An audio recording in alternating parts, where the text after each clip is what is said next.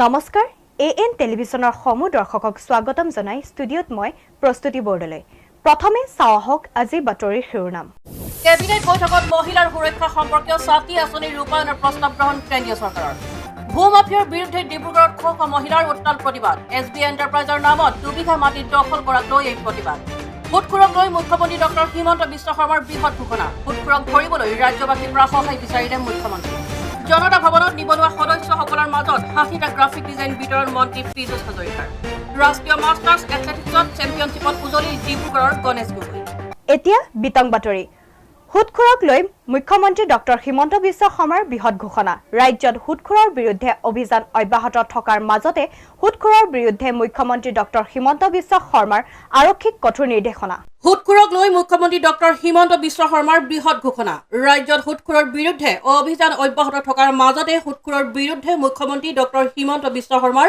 আৰক্ষীক কঠোৰ নিৰ্দেশনা আৰক্ষী সঞ্চালক প্ৰধান জিপি সিঙে হুটখোৰক লৈ বৃহৎ ঘোষণা কৰাৰ পাছতে এইবাৰ মুখ্যমন্ত্ৰীয়ে হুটখোৰৰ বিৰুদ্ধে ৰাজ্যবাসীৰ পৰা বিচাৰিলে সহায় হুটখোৰৰ খবৰ পোৱাৰ লগে লগে আৰক্ষীক খবৰ দিয়াৰ কথা প্ৰকাশ কৰিলে মুখ্যমন্ত্ৰীয়ে এতিয়ালৈকে মুঠ 200 জন হুটখোৰক আটক কৰিবলৈ সক্ষম হৈছে আৰক্ষী আৰু এটা ভাল কামত একেদিন মই লাগি আছো গাঁৱে ভূঞে কিছুমান মানুহ জন্ম হৈছে দুখীয়া মানুহৰ পৰা সুদত টকা দিয়ে আৰু 10% 20% সুদত টকা লয় না ইয়াতো সুদখোৰ আছে না নাই ধেমাজি এতিয়া মই দালালৰ পিছত সিদ্ধান্ত লৈছো যে অসমত সুদখোৰ বিলাক থাকিব নালাগে গতিকে আপোনালোকৰ যদি কোনোবাই কাবাৰ পৰা আপোনালোকে সুদত টকা লৈছিলে হে খুদখুৰ বিলাকৰ নাম পুলিচক দি দিব আমি তেওঁলোকক অলপ চৰকাৰৰ ঘৰত লৈ গৈ আছো যে আপোনালোকে আমাৰ লগত থাকক কেইদিনমান এতিয়ালৈকে 200 জন মানক লৈ গলো কিন্তু আৰু বহুতত লৈ যাব লাগিব দুখীয়া মানুহক 100 টকা ধাৰ দিয়ে দি কয় মাহত 10 টকা দিব লাগিব মাহত 20 টকা দিব লাগিব এটা কিবা সিস্টেম হল নেকি ককছো এটা লাহে লাহে আমি অসমখনত সব জংগল সাফ কৰিম একো জংগলে থাকিব নিদু একো সন্মুখত আমি জংগল থাকিব নিদিও আমাৰ অসমখনত ভাৰতবৰ্ষৰ এখন সৰ্বশ্ৰেষ্ঠ আমি ৰাজ্য বনাব লাগিব মিলি পেলাই সকলোৱে লগ হৈ পেলাই আৰু সেই কাৰণে আপোনালোকে সকলোৱে আমাক সহযোগিতা কৰিব নিউজ ডেস্ক এএন টেলিভিজন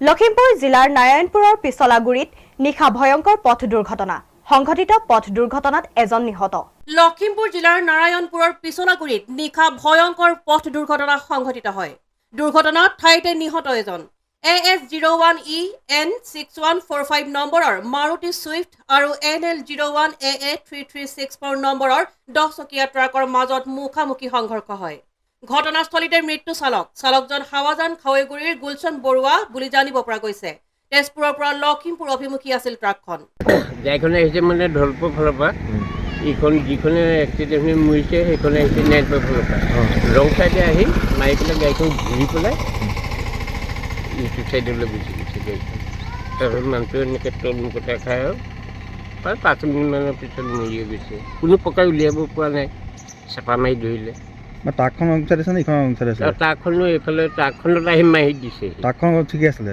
ট্ৰাকখন ঠিকে আছে ট্ৰাকখনো অলপমান ডেমেজ হৈছে ট্ৰাকখন কোনফালৰ পৰা আহিছিলে কি কয় ট্ৰাকখন কোনফালৰ পৰা আহিছিলে ট্ৰাকখন এই গুৱাহাটী ফালৰ পৰা আহিছিলে ট্ৰাকখন ৰং চাইড নাছিলে ইখনে ৰং চাইড আছিলে ন ৰখি এখনো থকা নাই নহয় ৰং চাইড কথা ৰং চাইডে আহি এইফালৰ পৰা আহি ৰং চাইডে মাৰি ভুলটো সৌ গাড়ীখনৰ ভুল বজাত আমি গম পালোঁ এক্সিডেণ্ট এটা হৈছে তাৰপৰা এতিয়া আহি দেখিছোঁ যে গোটেই গাড়ী ভাঙি চুঙা হৈ আছিলে ৰাতিয়ে থানালৈ লৈ গ'ল গাড়ী তাৰপৰা স্পট ডেথ হৈছে বুলিয়ে গম পাইছোঁ আমি কেইজন আছে এজনেই আছিলে গাড়ী হাওজান ফালৰ খাৱৈগুৰিনে কৈ বুলি গম পাইছোঁ ট্ৰাকখন ঢলপুৰ ফালৰ পৰা আহিছিলে ডিজায়াৰখন আহিছিলে নাৰায়ণপুৰ ফালৰ পৰা সন্মুখী মাৰি দিছে অত্যন্ত স্পীডত আছিলে ডিজায়াৰখন সোমাই গ'ল মানে এজনে আছে news desk report AN television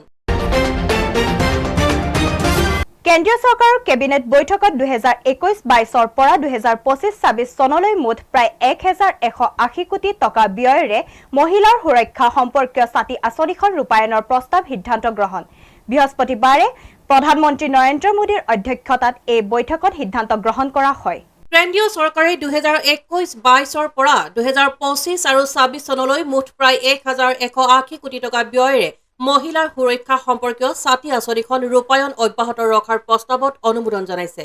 বৃহস্পতিবাৰে প্ৰধানমন্ত্ৰী নৰেন্দ্ৰ মোদীৰ অধ্যক্ষতাত অনুষ্ঠিত কেন্দ্ৰীয় কেবিনেট বৈঠকত এই সিদ্ধান্ত গ্ৰহণ কৰা হয়। বৈঠকৰ পিছত সংবাদ মাধ্যমক সম্বোধন কৰি তথ্য আৰু সম্প্ৰচাৰ মন্ত্ৰী অনুৰাগ সিং ঠাকুৰে কয় যে ইয়াৰ অধীনত 24 ঘণ্টীয়া জৰুৰীকালীন হেল্পলাইন সেৱা 112 বৃদ্ধি কৰা হ'ব। তেওঁ লগতে জনায় যে বৈজ্ঞানিক আৰু সময় উপযোগী তদন্তৰ বাবে পুনে, চণ্ডীগড়, কলকাতা, দিল্লী, কামৰূপ আৰু ভূপালত 6টা চাইবাৰ ফৰেন্সিক বিজ্ঞান পৰীক্ষাগাৰ স্থাপন কৰা হৈছে।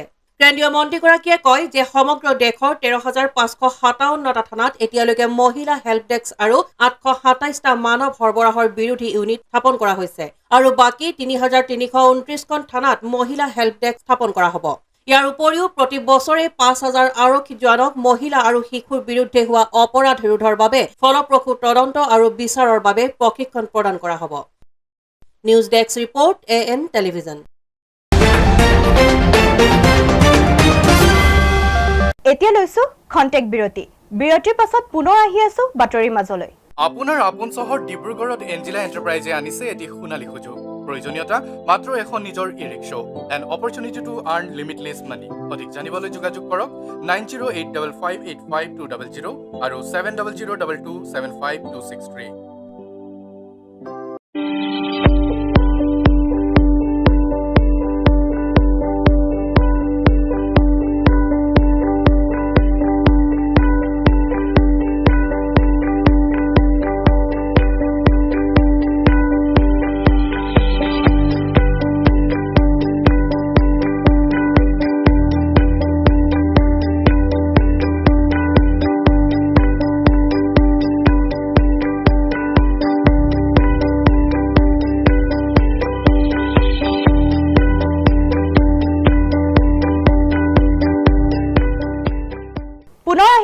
বাতৰিৰ মাজলৈ। ৰাজ্যৰ অনুসূচিত জাতিসমূহক উন্নীত কৰাৰ লক্ষ্যৰে জনতা ভৱনত আয়োজিত এক অনুষ্ঠানত অনুসূচিত জাতি আৰু পিছপৰা শ্ৰেণীৰ কল্যাণ সঞ্চালকালয়ৰ অধীনত সমাজৰ নিবনুৱা সদস্যসকলৰ মাজত 60টা গ্ৰাফিক্স ডিজাইন ইউনিট বিতৰণ কৰে সামাজিক ন্যায় আৰু সবলীকৰণ মন্ত্ৰী পীযুষ হাজৰিকাই। ৰাজ্যৰ অনুসূচিত জাতিসমূহক উন্নীত কৰাৰ লক্ষ্যৰে জনতা ভৱনত আয়োজিত এক অনুষ্ঠানত অনুসূচিত জাতি আৰু পিছপৰা শ্ৰেণীৰ কল্যাণ সঞ্চালকালয়ৰ অধীনত সমাজৰ নিবনুৱা সদস্যসকলৰ মাজত 60টা গ্ৰাফিক ডিজাইন ইউনিট বিতৰণ কৰে সামাজিক ন্যায় আৰু সবলীকৰণ মন্ত্ৰী পীযুষ হাজৰিকাই। অসম সচিবালয় আৰু 2023-24 বৰ্ষৰ অধিৱেশনৰ বাবে অনুসূচিত জাতিৰ বাবে আত্মসহায়ক আঁচনিৰ উদ্যোগত অনুসূচিত জাতিৰ প্ৰাৰ্থীৰ বাবে সংৰক্ষিত 8টা সমষ্টিৰ 60জন যুৱক যুৱতী ক্ৰমে জাগিৰোড, দেৰগাঁও, ঢলা, দক্ষিণ অভয়াপুৰী, বকো, ৰহা, ৰাতাবাৰী আৰু মঙলদৈ এই গ্ৰাফিক্স ডিজাইন ইউনিটসমূহ লাভ কৰিছিল। এই ইউনিটসমূহ ব্যৱহাৰ কৰি টি-চাৰ্ট, কেপ, মগ ইত্যাদি ছপা কৰাৰ লগতে এই ব্যৱস্থাসমূহৰ দ্বাৰা লগো, ব্ৰচাৰ, ৱেবছাইট, বিজ্ঞাপন আদি ডিজাইন কৰিবলৈ এই যুৱক যুৱতীসকলে স্বাৱলম্বিতা লাভ কৰিবলৈ সক্ষম হ'ব। ইউনিটসমূহ বিতৰণৰ পিছত মন্ত্ৰীগৰাকীয়ে হিতাধিকাৰীসকলক সঁজুলিসমূহ সঠিক ব্যৱহাৰত ৰাখিবলৈ আৰু নিজৰ পৰিয়াল আৰু সম্প্ৰদায়ক পোহপাল দিয়াৰ দিশত আগবাঢ়ি যাবলৈ আহ্বান জনায়। উক্ত অনুষ্ঠানত ৰাতাবাৰীৰ বিধায়ক বিজয় মালাকাৰ, সামাজিক ন্যায় আৰু সবলীকৰণৰ আয়ুক্ত সম্পাদক বীৰেন্দ্ৰ মিট্টল, কল্যাণ অনুসূচিত জাতি আৰু পিছপৰা শ্ৰেণীৰ সঞ্চালকালয়ৰ সঞ্চালক অসম ডক্টৰ কুলাশ্ৰী নাথকে ধৰি অন্যান্য বিভাগীয় বিষয়াসকল উপস্থিত থাকে। News desk report AN television. ভূমাফিয়া হেমন্ত দত্তৰ বিৰুদ্ধে ডিব্ৰুগড়ত শ শ মহিলাৰ উত্তাল প্ৰতিবাদ। নিজ মানকটা বহুমুখী মহিলা সমবায় সমিতিৰ নামত থকা প্ৰায় 2 বিঘা মাটি SB এণ্টাৰপ্ৰাইজৰ নাম লৈ দখলৰ চেষ্টা হেমন্ত দত্তৰ। ডিব্ৰুগড়ত ভূমাফিয়াৰ দপদপনি, মহিলা সমিতিৰ মাটিত চকু, আৰক্ষী প্ৰশাসন আৰু মন্ত্ৰী বিধায়কৰ ভয় দেখুৱাই মাটি দখলৰ চেষ্টা। ভূমাফিয়া হেমন্ত দত্তৰ বিৰুদ্ধে ডিব্ৰুগড়ত শ শ মহিলাৰ উত্তাল প্ৰতিবাদ।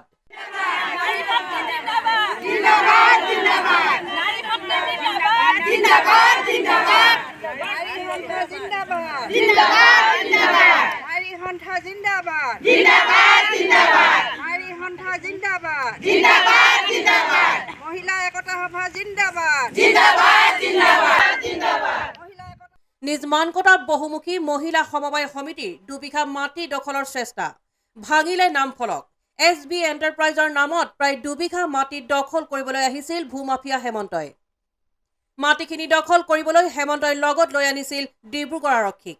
উল্লেখ্য যে নিজ মানকটা পঞ্চায়তৰ অন্তৰ্গত শতাধিক মহিলাৰ অংশীদাৰিত্বৰে 1992 চনতে গঠন কৰিছিল নিজ মানকটা বহুমুখী মহিলা সমবায় সমিতি। চৰকাৰে পঞ্জীয়নভুক্ত এই মহিলা সমবায় সমিতিয়ে 31 বছৰ ধৰি চৰকাৰী গ্ৰেজিঙৰ প্ৰায় 2 বিঘা মাটিত বিভিন্ন ধৰণৰ কাম কাজ চলাই আহিছিল। এই মাটি দুখৰতে চকু পৰিল ভূমাফিয়া হেমন্তৰ। কি কয় শুনক প্ৰতিবাদী এইসকল ক্ষুদ্ৰ মহিলাই।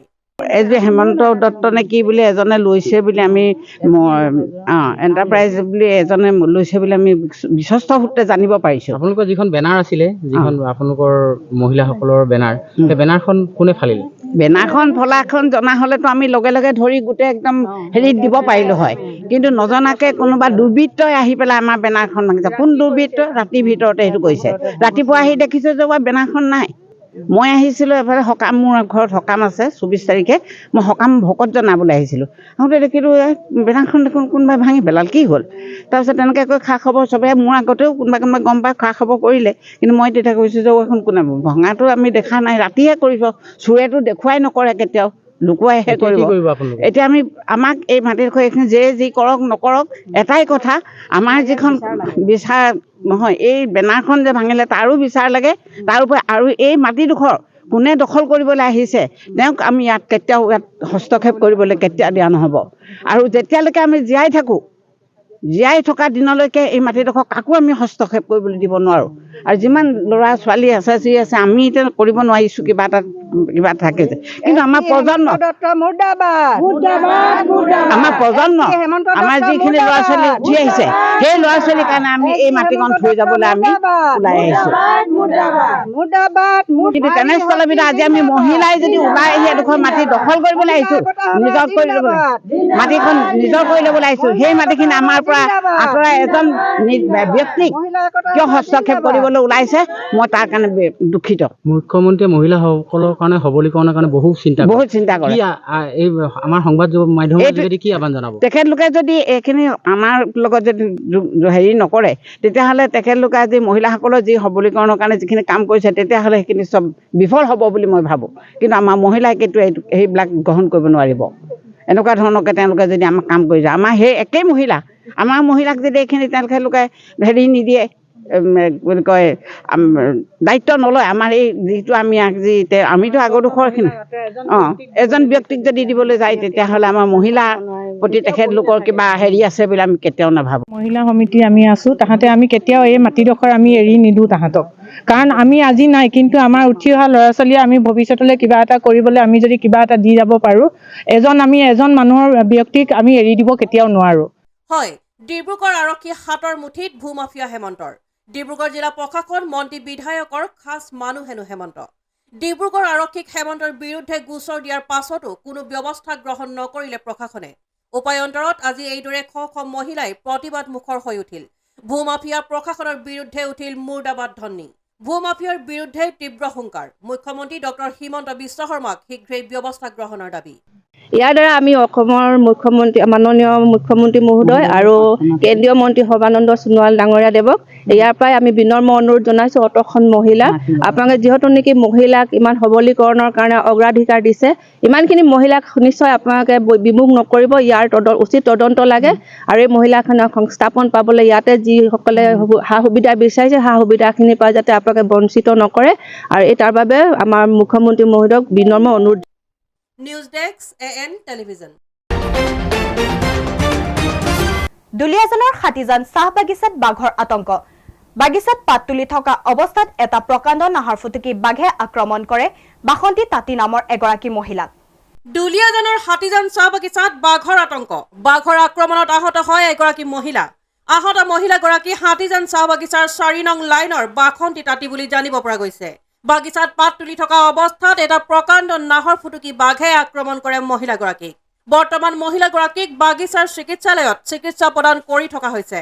চাহ বাগিচাৰ নলাত এতিয়াও বোকাত লুটি পুতি হৈ আছে বাঘৰ দুটাকৈ পোৱালি। কালি বাঘ ওলাইছিলে বগানত, তাৰপিছত পাত ছিঙি আছিলোঁ আমি, ডাঙৰকৈ আছে একদম গৰু সমান আছে এটা। তাৰপিছত আমি পাত ছিঙি আছিলোঁ, থিয় হৈ আছিলে আধা মানুহকেইটা, সি অকলে আগবাঢ়ি গ'ল আকৌ। সি পিছফালে গছৰ পিছফালে আছিলে আকৌ বাঘটো সি বাঘটো একেবাৰে মূৰতে মাৰিলে পেটতে মাৰিলে। ইয়াত আচলতে আমাৰ বাঘৰ আতংক চলি আছে। কিছুদিনৰ পৰা আমাৰ কেইবা ঠাইতো বাগানৰ বাঘ দেখা দিছে। সেই হঠাতে তেনেকৈ কামৰ মাজতে মানুহ এগৰাকীক বাঘে আক্ৰমণ কৰিলে। মানুহগৰাকীৰ নাম বসন্তী তাঁতী। তাই কাম কৰি থকা অৱস্থাত বাঘে আক্ৰমণ কৰিলে আৰু তাইক এতিয়া আমাৰ মেডিকেল ডিছপেঞ্চেৰীতে চিকিৎসাধীন হৈ আছে। মূৰৰ কপালত পেটত তেনেকৈ তাই বিশেষভাৱে দুখ পাইছে আৰু আমি ইতিমধ্যে এই খবৰটো সচেতন মহলক জনালোঁ। আমাৰ DFO ছাৰলৈ পাৰ্চনেলি ফোন কৰা হ'ল। ইয়াত আমি অনুমান কৰোঁ প্ৰায় ৩-৪টামান বাঘ আছে, কাৰণ বিভিন্ন সময়ত বিভিন্ন ঠাইত বাঘে দেখা দি আছে। প্ৰায় আমাৰ এই ৩ নম্বৰ লাইন অঞ্চলটোত বিশেষভাৱে মানে বাঘৰ আতংকটো বেছি। এই অঞ্চলটোত মানুহ অহা যোৱা ৰাস্তাটো বাঘে কেতিয়াবা ওলাই এন্ধাৰে মুন্ধাৰে মানুহক আক্ৰমণ কৰাৰ কথা আমি গম পাওঁ। News desk report AN television. এতিয়া লৈছো খন্তেক বিৰতি। বিৰতিৰ পাছত পুনৰ আহি আছো বাতৰিৰ মাজলৈ।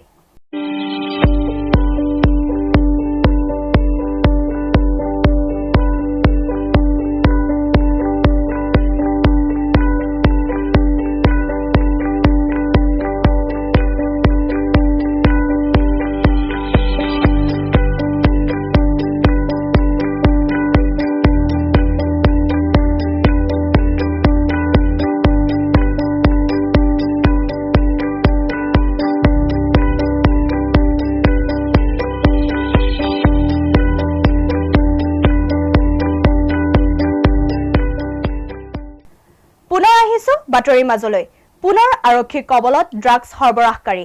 এইবাৰ মৰাণ আৰক্ষীয়ে নিষিদ্ধ হেৰইন জব্দ কৰাৰ লগতে আটক কৰে 2জন সৰবৰাহকাৰী, ক্ৰমে মৰাণ উষাপুৰৰ দেৱজিৎ সোণোৱাল আৰু লাচিত নগৰৰ চিন্ময় গগৈ। মৰাণত পুনৰ ড্ৰাগছ সৰবৰাহকাৰীক গ্ৰেপ্তাৰ কৰে মৰাণ আৰক্ষীয়ে। ধৃত যুৱক 2জন হৈছে মৰাণ উষাপুৰৰ দেৱজিৎ সোণোৱাল আৰু মৰাণ লাচিত নগৰৰ চিন্ময় গগৈ। মঙলবাৰে নিষিদ্ধ হেৰইন লৈ যোৱা অৱস্থাত জিতু দাস আৰু অংকুৰ গগৈ নামৰ যুৱক 2জনক আটক কৰিছিল মৰাণ আৰক্ষীয়ে। ইয়াৰ পিছতে আৰক্ষীয়ে তদন্ত চলাই দেৱজিৎ সোণোৱাল আৰু চিন্ময় গগৈক গ্ৰেপ্তাৰ কৰিবলৈ সক্ষম হয়। মৰাণ PS case number 16 2024 under section 21B and 29 NDPS এক্টৰ অধীনত আৰক্ষীয়ে ড্ৰাগছ সৰবৰাহকাৰী 4জনক জেললৈ প্ৰেৰণ কৰিছে। News desk report AN television. দেৰগাঁৱৰ লাচিত বৰফুকন পুলিচ একাডেমী 19 ফেব্ৰুৱাৰীৰ পৰা 3দিনীয়া কাৰ্যসূচীৰে অনুষ্ঠিত হয় অসম আৰক্ষী ক্ৰীড়া উৎসৱ 2024। বুধবাৰে সফল সামৰণি পৰা উক্ত অনুষ্ঠানত মুখ্য অতিথি হিচাপে উপস্থিত থাকে অসম আৰক্ষী সঞ্চালক প্ৰধান GP সিং। 19 ফেব্ৰুৱাৰীৰ পৰা 3দিনীয়া কাৰ্যসূচীৰে দেৰগাঁৱৰ লাচিত বৰফুকন পুলিচ একাডেমীত অনুষ্ঠিত অসম আৰক্ষী ক্ৰীড়া উৎসৱ 2024 বুধবাৰে সফল সামৰণি পৰে। উক্ত অনুষ্ঠানৰ সামৰণি অনুষ্ঠানত মুখ্য অতিথি ৰূপে উপস্থিত থাকে অসম আৰক্ষী সঞ্চালক প্ৰধান GP সিং। 900ৰো অধিক অংশগ্ৰহণকাৰীয়ে এই অনুষ্ঠানত ফুটবল, ভলীবল, যুদ্ধকলা আৰু এথলেটিক্সৰ দৰে প্ৰতিযোগিতাত অংশগ্ৰহণ কৰে। মণিপুৰ আৰক্ষীৰ নিযুক্তিপ্ৰাপ্ত কনিষ্টবলকে ধৰি বিশেষ DGP হৰমিত সিং, আৰক্ষীৰ জ্যেষ্ঠ বিষয়া, অংশগ্ৰহণকাৰী খেলুৱৈ, প্ৰশিক্ষাৰ্থীকে ধৰি মণিপুৰ আৰক্ষীৰ পৰা নিযুক্তিপ্ৰাপ্ত কনিষ্টবলসকল উপস্থিত থাকে। আৰক্ষী সঞ্চালক প্ৰধান GP সিঙে ভাষণৰ সময়ত অসম আৰক্ষীৰ ভিতৰত ক্ৰীড়া আৰু ঐক্যৰ সংস্কৃতি গঢ়ি তোলাৰ বাবে বছৰি এনে ক্ৰীড়া অনুষ্ঠান আয়োজন কৰাৰ গুৰুত্বৰ ওপৰত গুৰুত্ব আৰোপ কৰে। লগতে তেওঁ ফিটনেছৰ গুৰুত্বৰ কথা উল্লেখ কৰি সকলো আৰক্ষী কৰ্মীক অৱসৰৰ দিনলৈকে শাৰীৰিক ফিটনেছ বজাই ৰাখিবলৈ আহ্বান জনায়। টুইট কৰাৰ পিছত এনকুৱাৰী যিটো হয়, এনকুৱাৰী যদি কাৰো ভুল নোলায় তেতিয়া আমি কাক পানিছমেণ্ট দিম? ভুল ওলোৱা নাই সেইকাৰণে পানিছমেণ্ট পোৱা নাই। এইটো ষ্ট্ৰেইট ফৰৱাৰ্ড কথা। এইটো মানে প্ৰত্যেক কেছত যে আৰক্ষী ভুল ওলাব সেইটো কথা নহয়। I am very very clear, where there is no' fault, no policeman will be punished. News Desk Report AN Television.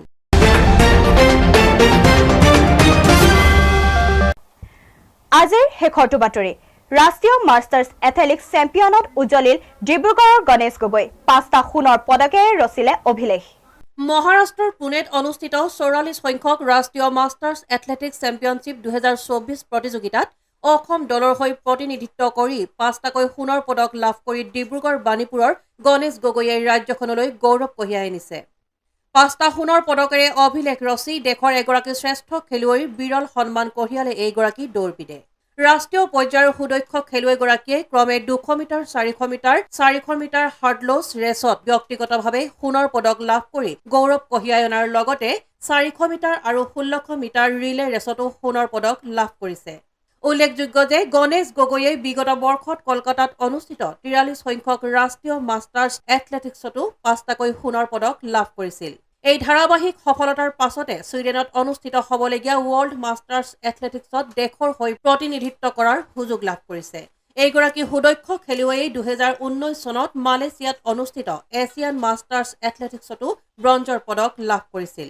তদুপৰি 44 সংখ্যক অন্ধ্ৰপ্ৰদেশত 2020 চনত অনুষ্ঠিত ৰাষ্ট্ৰীয় মাষ্টাৰ্ছ এথলেটিক্সতো 3টা সোণৰ আৰু এটা ৰূপৰ পদক লাভ কৰিবলৈ সক্ষম হৈছিল।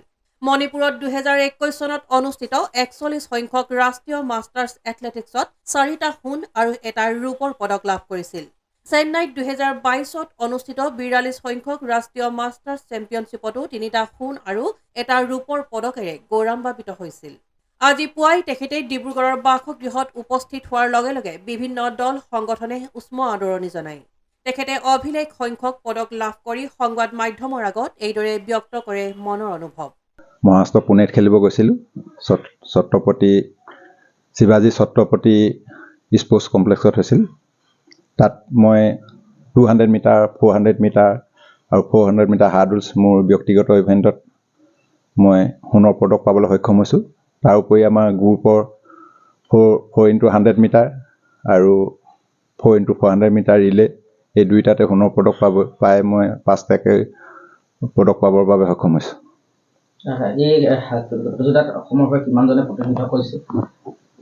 আমাৰ অসমৰ হৈ আমি 117 জনে প্ৰতিনিধিত্ব কৰিছিলোঁ। তাৰ ভিতৰত আমাৰ অসমৰ 17টা গ'ল্ড মেডেল আৰু 22টা চিলভাৰ মেডেল আৰু 13টা ব্ৰঞ্জ মেডেল পাবলৈ সক্ষম হৈছে। তাৰ ভিতৰত মোৰ নিজৰ ব্যক্তিগত 5টা গ'ল্ড মেডেল আছে। ইয়াৰ পাছত আপুনি নেক্সট আপুনি ক'ত খেলিবৰ বাবে সুবিধা লাভ কৰিছে? ইয়াৰ পাছত আমাৰ এনেইতো আমাৰ নেশ্যনেলৰ পাছত এছিয়ান হয়, কিন্তু এইবাৰ এছিয়ানৰ আগতে ৱৰ্ল্ড মাষ্টাৰ্ছ আছে। মই যোৱা বছৰ যিহেতু এছিয়ান গেমছত পাইছিলোঁ ফিলিপাইনছত, তালৈ যোৱা নহ'ল। তাৰ আগৰবাৰ মই মালয়েছিয়াত খেলিছিলোঁ এছিয়ান গেম, তাত মই এটা ব্ৰঞ্জৰ পদক পাবৰ বাবে সক্ষম হৈছিলোঁ। আৰু সেই সূত্ৰে মই আগে এছিয়ান গেমছত মেডেল পোৱা আৰু যোৱা বছৰ কেলকাতাত যিখন আমাৰ মাষ্টাৰ গেম হৈছিলে মই তাতো 5টাকৈ সোণৰ পদক পাইছোঁ আৰু এইবাৰো পাইছোঁ।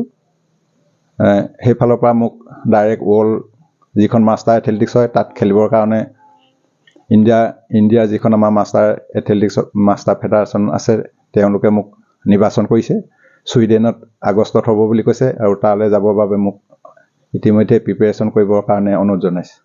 কিন্তু আমি ৰাষ্ট্ৰীয় পৰ্যায়ত বা আন্তঃৰাষ্ট্ৰীয় পৰ্যায়ত খেলিবৰ কাৰণে যেনেধৰণৰ আমাৰ সুবিধা লাগে ঠিক তেনে সুবিধা আমাৰ ডিব্ৰুগড় ডিষ্ট্ৰিক্টত নাই। যিহেতু চিন্থেটিক ট্ৰেকত বেলেগ ৰাষ্ট্ৰীয় আন্তঃৰাষ্ট্ৰীয় খেলবোৰ হয়, আমি তেনেকুৱা সুবিধা পোৱা নাই। অদূৰ ভৱিষ্যতে আমি ডিব্ৰুগড়ত পাম বুলি ভাবিছোঁ, যিহেতু আমাৰ খনিকত এখন ৰাষ্ট্ৰীয় পৰ্যায়ৰ ষ্টেডিয়াম হ'বলৈ গৈ আছে আৰু তেতিয়া নিশ্চয় আমাৰ লগতে নৱ প্ৰজন্ময়ো আমাৰ এই খেলা ধূলাত নিশ্চয় আগবাঢ়ি যাব বুলি ভাবিছোঁ।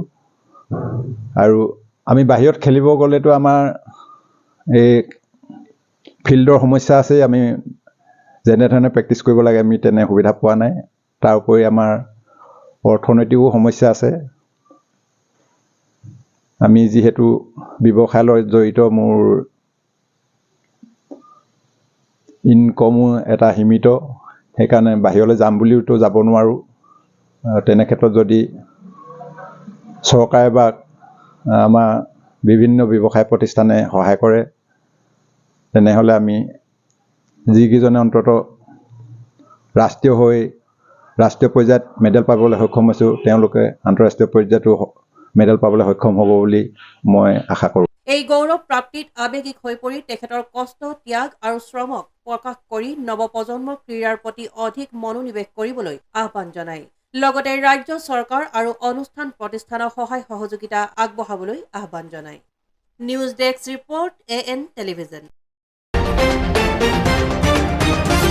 আজিৰ বাতৰি ইমানেই AM টেলিভিছনৰ ষ্টুডিঅ'ৰ পৰা মই প্ৰস্তুতিয়ে ইমানতে বিদায় লৈছো নমস্কাৰ